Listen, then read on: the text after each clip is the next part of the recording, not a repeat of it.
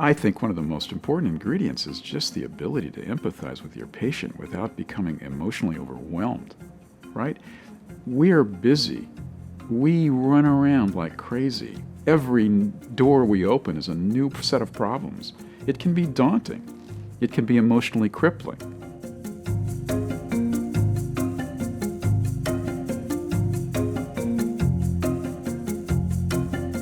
So the way a lot of doctors respond, just sort of turn off that part of their soul. It's just too painful for them. So one thing we really ought to do, one thing would change medicine a lot, would make it as good as it was maybe in 1950, is to give doctors a chance to listen and respond to the real patient. That would be a huge step forward. Now, to do that, we don't just need avatars. We need doctors that are trained more effectively to be able to listen and to feel like somebody feels, but not at the same time to feel emotionally paralyzed by that. We don't teach that in medical school. I don't know that we teach it anywhere.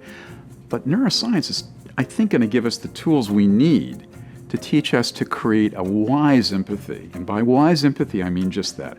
I can feel how you feel, but I am not hijacked by the emotions of that moment.